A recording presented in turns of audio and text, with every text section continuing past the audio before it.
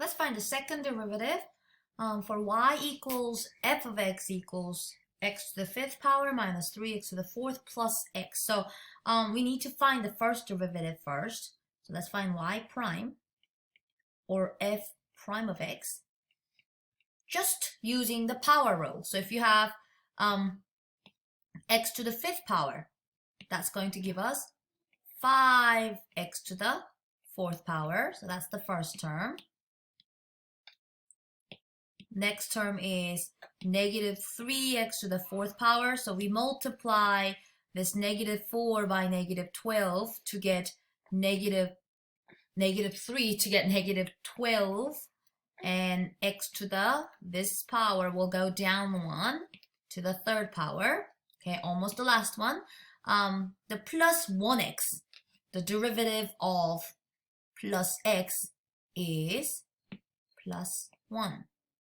So we found the first derivative just using power rule. Nothing else, just the power rule. And this is another polynomial function, so we're going to be able to just do the same exact thing to find the second derivative. So y double prime or f double prime of x. So just start from the line above. We do 4 times 5 to get 20 as a leading coefficient, and this x will be from fourth power down 1 to third power. So there's our first term. That's really what all it is, guys. We just take the derivative of the first derivative. That is what the second derivative is. All right, how about the next term? You do negative 12 times 3. You will get negative 36. Let me write that down. Negative 36. And that will be x to the second power, right? We went down 1. And derivative of 1 is just 0. So we don't have to write it. Again, we use the power rule. So we did not have to use any other rule, but power rule, maybe sum and difference. But see how the first one is super easy. And if I ever ask you to take a third derivative or fourth derivative, I will just try to give you a polynomial function so that you guys can just keep on doing the power rule. So it's not that bad, but sometimes you have to do more than just power rule. That's when things can get a little more confusing. So that was example number 1. Where we found the second derivative, or y double prime or f double prime. This prime notation is good, but if you're trying to find y triple prime, you don't really call it y triple prime. Anything higher than 2, we can just write it like this. So if you see that, we're taking the third derivative, and you just keep on going. And if you want to take the fourth derivative, we will write it this way. Fourth derivative. But you know, we just keep on taking the derivative of derivative. That's what we do, okay?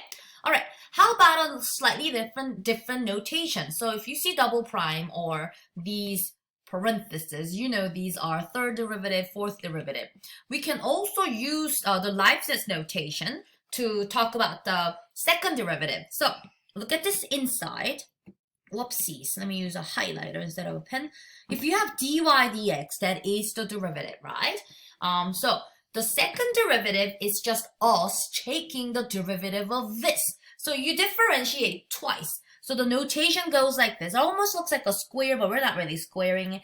If you see this notation, please just know that this means hold on. I don't need to really write it down. I think I spelled it out down here. This is the second derivative of y with respect to x. So if you see a different notation like this, you have this on top and dx like cubed in the bottom. This is the third derivative. So just know what these means.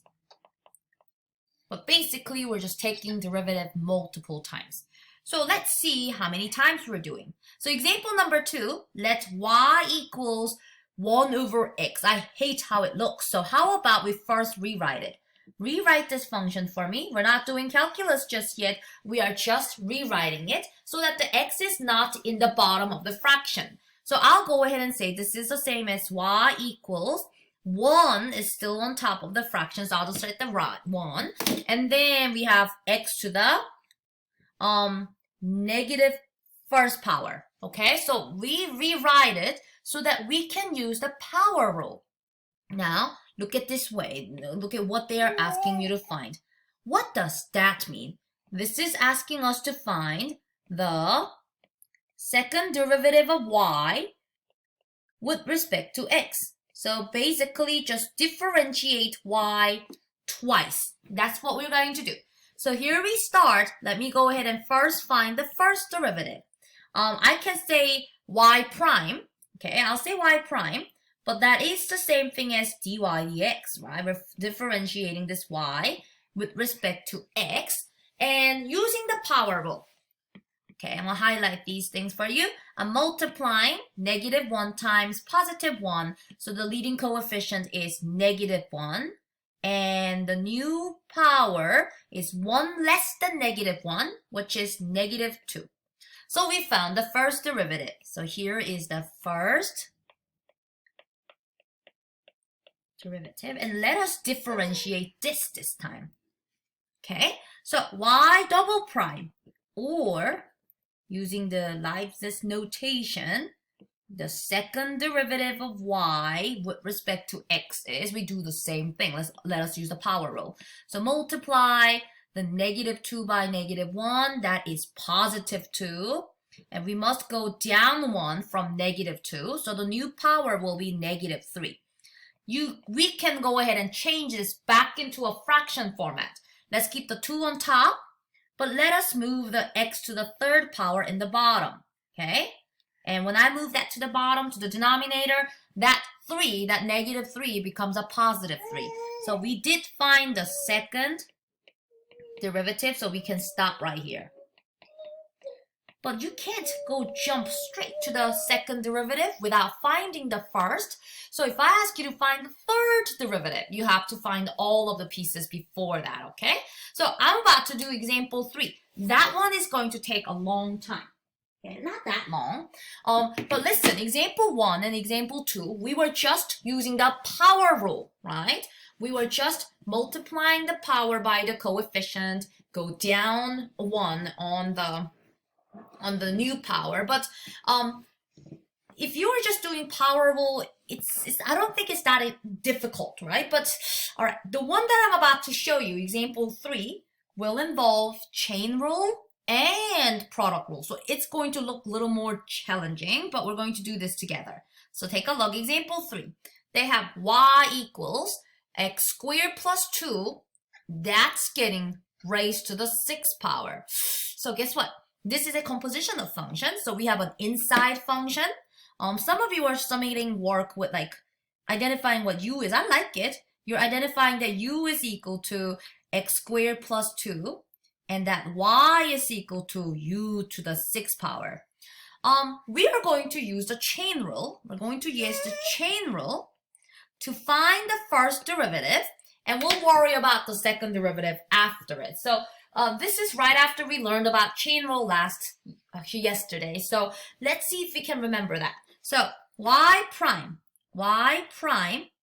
is equal to derivative of the outside function first. So how do you take the derivative of, what is the derivative of u to the 6th power? Isn't that just 6u to the 5th power? So we're going to write that down first, right? We're going to go ahead and write that down first. So let me move this u and y. I'll just go ahead and do the chain rule here.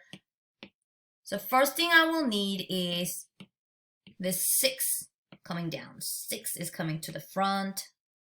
So I'll have my 6 and x squared plus 2 stays exactly the same. But the new power is now 5. Now that's not it, right?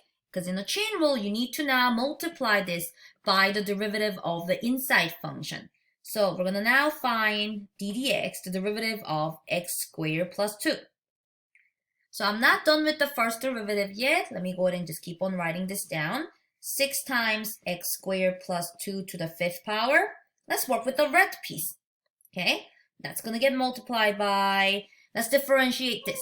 x squared will give us 2x, and plus 2 will give us plus 0. So we really don't need to put the plus 0 there. So let's just let's just write down 2x for that piece. Okay, now we can simplify this. I can see I can multiply this 6 times 2x and bring that 12x to the front. I'll bring that 12x to the front. And 12x is getting multiplied by x squared plus 2 to the 5th power. So I'm stopping here, and I'll go ahead and label this as this is the first derivative. Yay!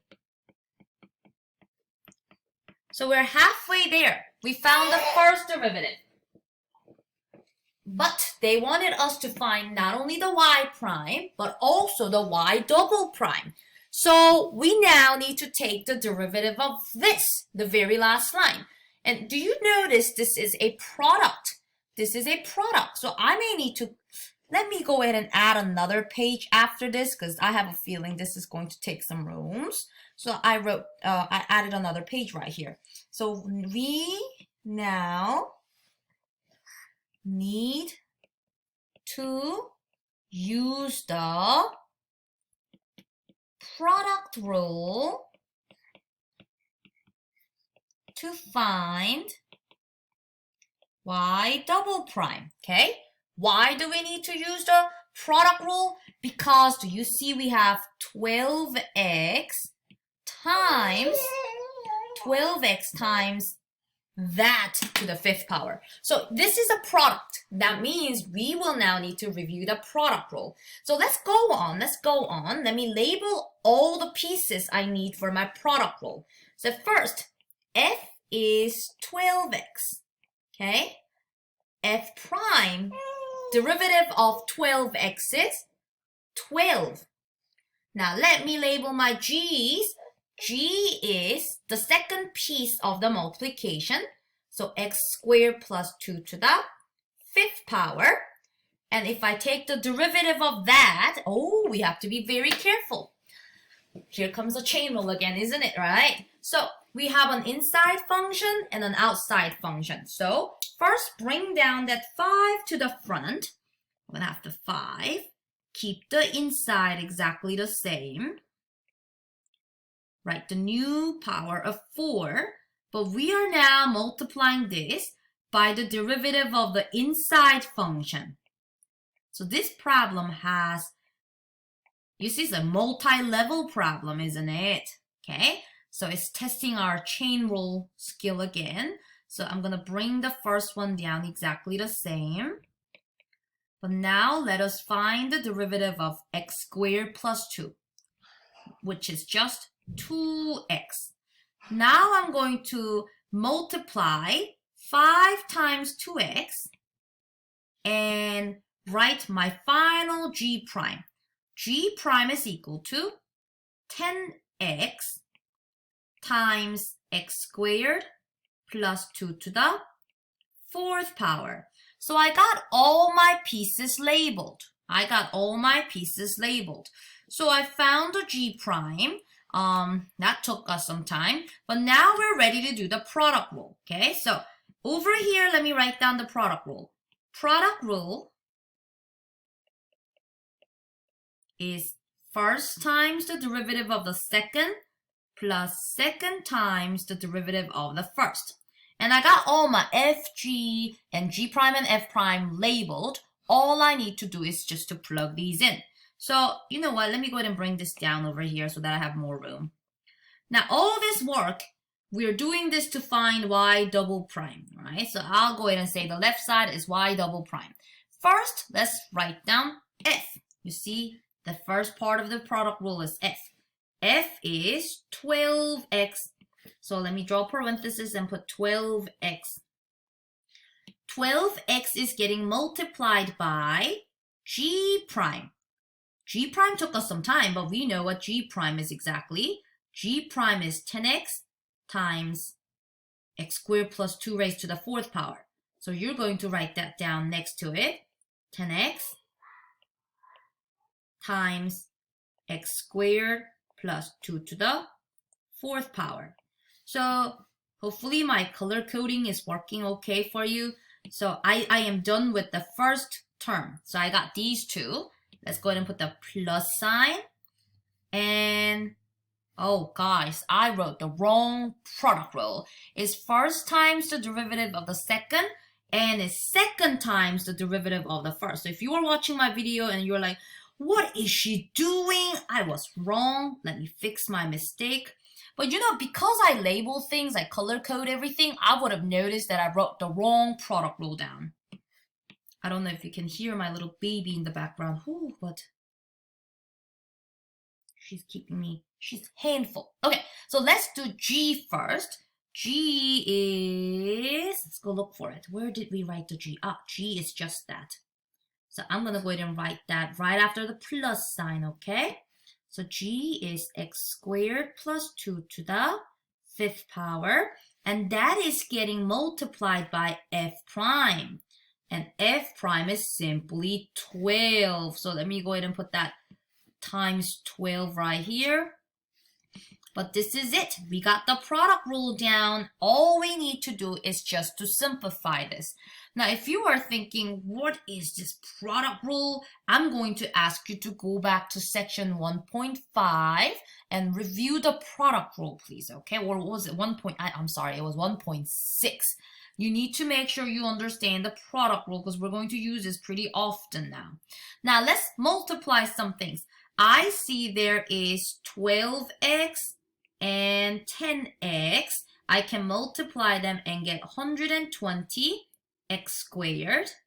I'll bring down the other one just exactly the same. X squared plus 2 to the 4th power plus, I can bring the 12 to the front. Just gonna just write that down. But I remember what you guys were telling me, how my lab will ask you to simplify as far as you can. Let me try that. Why not? Because I noticed something, guys.